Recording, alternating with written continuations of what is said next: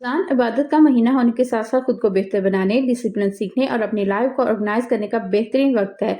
इस वीडियो में मैं आपके साथ चंद बेस्ट रमज़ान हैबिट्स और टिप्स शेयर करूँगी जो आपके घर, बजट और इबादत को बेहतरीन तरीके से बैलेंस कर सकती हैं। अगर आप चाहती हैं कि आपका रमज़ान पुरसुकून, ऑर्गेनाइज़ और प्रोडक्टिव गुज़रे, तो ये वीडियो आपके लिए है। सो अस्सलाम वालेकुम माय यूट्यूब फैमिली, कैसे हैं आप सब? आई होप कि मेरी प्यारी-प्यारी बहनें अपने घर में खुश-बाश होंगी, खैरियत से होंगी। आप लोगों की दुआओं से मैं भी बिल्कुल ठीक-ठाक हूँ, खैरियत से हूँ और मेरी तरफ से सबको बहुत रमज़ान मुबारक हो। उम्मीद करती हूँ कि सबके रोज़े बहुत अच्छे गुज़र रहे होंगे। अल्लाह मियाँ सबकी इबादत को, रोज़ों को कबूल व मंज़ूर फरमाएँ। आमीन सुम्मा आमीन। अच्छा, लोग रमज़ान के महीने में हर चीज़ का बहुत ज़्यादा एहतमाम करते हैं, मसलन खाने-पीने का, देने दिलाने का, दूसरों की मदद करने का।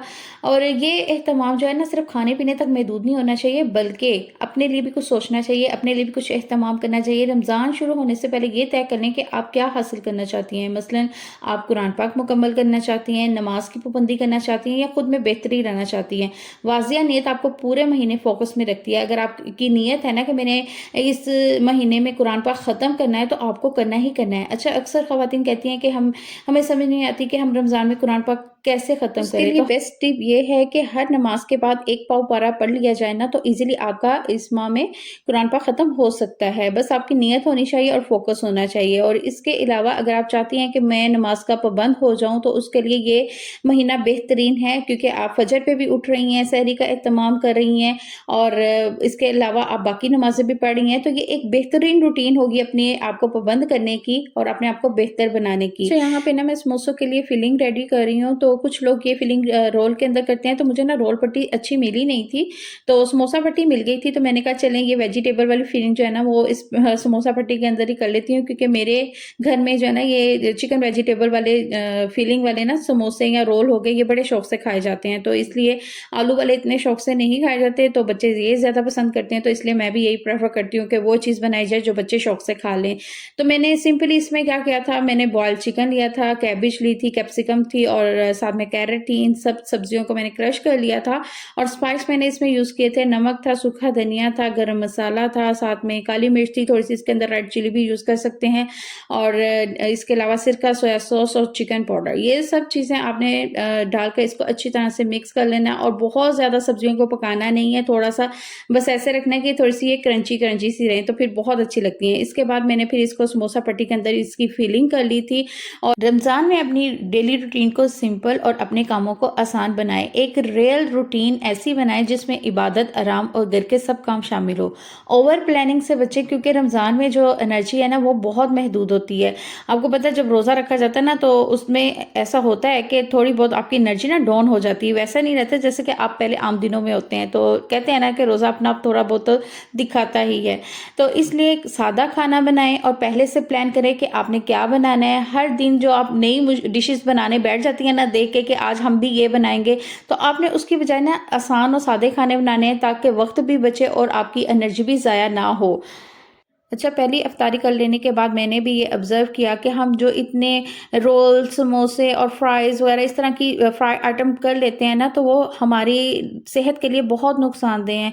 हम खुद अपनी सेहत को ना नुकसान पहुँचा रहे हैं। उसकी बजाय अगर हम सादा-सा खाना बना लें और इफ्तारी के टाइम खजूर से और किसी भी मशरूब से अपना रोज़ा इफ्तार कर लें और उसके बाद सिंपल खाना खा लें ना, तो ये बेस्ट इफ्तारी है। और मैंने भी फिर उस दिन से डिसाइड किया कि आज तो मैंने बना लिया, नेक्स्ट डे मैं ना खाना ही बनाऊँगी। इससे ये क्या है कि मैंने ना उस दिन मैंने शामी कबाब भी बनाए, ये चीज़ें भी बनाई, तो सारा दिन मुझे ऐसा लगा जैसे मैं बहुत ही बिज़ी रही हूँ और मुझे बिल्कुल भी टाइम नहीं मिला।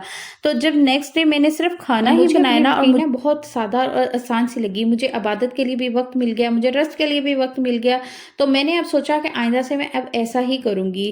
ख़ैर, आप लोग भी सोच होंगे कि मैंने ये काम पहले क्यों नहीं किए रमज़ान आने से पहले। तो भई कुछ घर ऐसे होते हैं जिनका बजट महदूद होता है, जिनके वसाइल महदूद होते हैं और वे ये सारी चीज़ें ना पहले नहीं कर सकते। जैसे कहते हैं ना कि डेली का डेली आपका बजट चल रहा होता है, तो मेरे साथ भी कुछ ऐसा है। मैं भी कोई बहुत हाई क्लास फैमिली से बिलॉन्ग नहीं करती, मैं भी एक मिडिल क्लास औरत ही हूँ। जिस तरह मैं हूँ, मेरी तरह मेरी और बहनें भी ऐसी होंगी जो डेली बेस पर अपना निज़ाम पानी चला रही हैं। तो अल्लाह हर एक के रिज़्क में, कारोबार में बरकत दे, इज़ाफ़ा डाले, आमीन सुम्मा आमीन। और दिन के बेहतरीन वक़्त में जैसे फ़जर के बाद या इशा के बाद इबादत के लिए मख़सूस करें, यानी कि फ़जर के बाद भी आपके अंदर एनर्जी होती है, आप कुरान पाक पढ़ सकती हैं, आप तस्बीहात कर सकती हैं, अपना ज़्यादा से ज़्यादा टाइम इबादत में गुज़ार सकती हैं, या फिर रोज़ा इफ्तार होने के बाद यानी कि इशा की जब आपने नमाज़ पढ़ी तो उसके बाद भी आपके पास कुरान पाक पढ़ने का काफ़ी टाइम होता है, इबादत करने का काफ़ी टाइम होता है, नवाफ़िल पढ़ सकती हैं।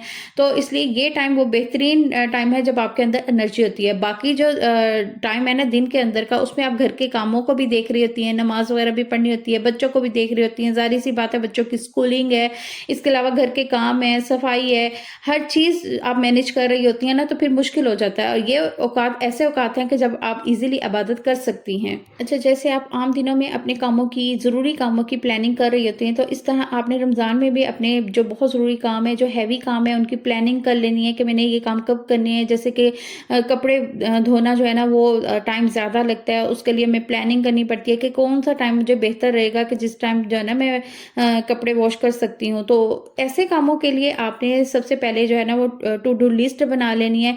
इससे आपको अंदाज़ा रहेगा कि क्या करना है और कब करना है, और इससे आपका वक़्त भी ज़ाया नहीं होगा। मैं बनाने लगी हूँ शामी कबाब, और उसके लिए दाल जो थी ना मैंने 1 घंटा पहले ही भिगो के रख दी थी, और चिकन मैंने यानी कि अगर हाफ़ केजी दाल है ना तो हाफ़ केजी ही चिकन है। चिकन को मैंने थोड़ा-सा ऑयल डाल के इसको थोड़ा-सा फ्राई कर लिया था ताकि इसकी स्मेल जो है वो ख़त्म हो जाए। इसके बाद मैंने इसके अंदर दाल डाल दी थी, नमक, मिर्च, सुर्ख मिर्च डाली थी, सूखा धनिया डाला था, काली मिर्च डाली थी, सब्ज़ मिर्चें डाली थी, अदरक और लहसुन अगर पेस्ट नहीं है तो मैंने तो वैसे ही डाल दिया था। और अदरक मैंने क्या किया था, इसको मैंने ना बाद में चॉपर में चॉप कर लिया था, और दालचीनी का एक टुकड़ा था, बड़ी इलायची थी और थोड़ा-सा ज़ीरा, ये सब चीज़ें डालकर मैंने इसको तकरीबन 15 मिनट के लिए वेट लगा दी थी। और यहाँ पर हमारी इफ्तारी रेडी हो रही है। समोसियाँ और फ्राइज़ जो है वो फ्राई हो रहे हैं, और यहाँ साथ ही साथ हो रहा है जामे शीरी रेडी। जामे शीरी के बगैर जो है ना वो रोज़ा इफ्तार करना तो मैं कहती हूँ मुमकिन ही नहीं है। तो इसलिए यहाँ पर मशरूब में हमने बनाया है जामे शीरी, और यहाँ पर अल्हम्दुलिल्लाह से हमारी सारी इफ्तारी जो है रेडी हो चुकी है। इस इफ्तारी को रेडी करने के लिए बच्चों ने मेरी बहुत हेल्प की है। तो आप भी अपने घर के कामों को डिवाइड करें अपने घर के मेंबर्स के साथ। घर के तमाम काम अकेले करने की बजाय ना फैमिली मेंबर्स के साथ अगर शेयर कर ली जाए ना तो वक्त भी बच जाता है और इबादत के लिए भी ज़्यादा टाइम मिल जाता है। तो इस तरह कोई भी जो है वो थकता नहीं है। अगर आपके बच्चे इस एज के हैं कि वो आपकी हेल्प कर सकते हैं तो आप उनके साथ अपने घर के कामों को डिवाइड करें, तो अल्हम्दुलिल्लाह से सारे काम बड़ी जल्दी से हो जाएंगे और आसानी से हो जाएंगे। और यहाँ पे बच्चों ने इफ्तारी के लिए टेबल को ऑर्गेनाइज कर दिया है। अल्लाह मियाँ हम सब के रोज़ों को कबूल व मंजूर फरमाए, आमीन सुम आमीन। और रोज़ों के दौरान आपने अपनी सेहत का भी बहुत ख्याल रखना है, आपने अपने आप को आराम भी देना है। अगर आप सेहतमंद होंगी तो इबादत और काम दोनों को बेहतर तरीके से कर सकेंगी, क्योंकि आप एक हाउस वाइफ हैं तो आपके ऊपर ज़्यादा रिस्पॉन्सिबिलिटी है। आपको सहरी भी बनानी है, आपको इफ्तारी भी बनानी है, आपने बाकी काम भी मैनेज करने हैं।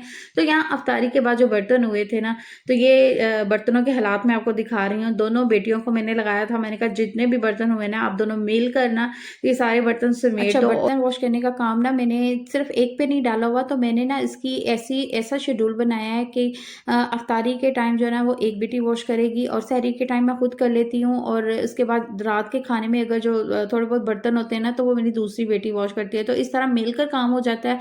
और यहाँ पर मेरी बेटी ने किया था केक रेडी। फर्स्ट डे था ना रमज़ान का, तो कह रही थी कि दिल कर रहा है, तो उसने भाई मैंने भी मना नहीं किया। मैंने कहा चलें, बच्चों का शौक होता है तो जो कर रहे हैं ना उन्हें करने दो। अच्छा, इफ्तारी से पहले ये दाल और चिकन का मिक्सचर जो है वो रेडी हो चुका था, लेकिन अभी चीज़ें मैंने इसके अंदर चॉप करके डाली थी, जिसमें सब्ज़ मिर्चें थी, प्याज था और अदरक था। ये सारी चीज़ें मैंने चॉप करके इसके अंदर डाल दी थी और थोड़ा सा इसको मैंने पकाया था। तो इससे ये होता है ना, ऐसे डालने से फ्लेवर बहुत अच्छा आ जाता है चीज़ों का इसके अंदर। और चिकन मैंने अलग कर लिया था, दाल को मैंने चॉपर में चॉप कर लिया था, और चिकन को मैंने कर लिया था श्रेड कर लिया था। उसके बाद ये मिक्सर रेडी हो गया था। ये देखें दाल कितनी अच्छी तरह से चॉपर में चॉप हो चुकी है। अब मैं इसके अंदर ये चिकन मिक्स कर दूंगी, साथ में गरम मसाला जो था अभी डालना बाकी था, वो एंड पे डालें ना तो बहुत अच्छा इसका फ्लेवर आता है। फ्रेश धनिया और पुदीना भी मैंने इसके अंदर ना काट कर मिक्स कर दिया था। अब बस इन चीज़ों को अच्छी तरह से मिक्स करूंगी और इसके बाद इसको कबाब की शेप दे दूंगी। और अगर आपको लगे कि ये मिक्सर अभी थोड़ा सा पतला है तो इसको आप थोड़ी देर के लिए ना फ्रिज में रख दें, तो ये थोड़ा सा हार्ड हो जाएगा और फिर बहुत ईजिली इज़िली शामी कबाब जो है ना वो रेडी हो जाएँगे। बहुत मज़े के बने थे शामी कबाब, बच्चों ने बड़े खुश होके खाए। आप लोग भी इस तरीके से ट्राई कीजिएगा, आपके भी बहुत अच्छे मज़े के बनेंगे।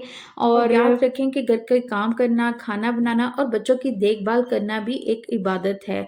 आप जो सहरी बना रही हैं, इफ्तारी बना रही हैं, सबका ख़्याल रख रही हैं, ये भी इबादत में ही शामिल है। और इधर अल्हम्दुलिल्लाह, अल्हम्दुलिल्लाह, अल्हम्दुलिल्लाह से कबाब जो थे वो रेडी हो चुके थे। ये चिकन पुलाव ना मैंने एक दिन पहले बनाया था, तो मैंने कहा चलो इसको गरम करते हैं, इसके साथ ना कबाबों का मज़ा लेते हैं।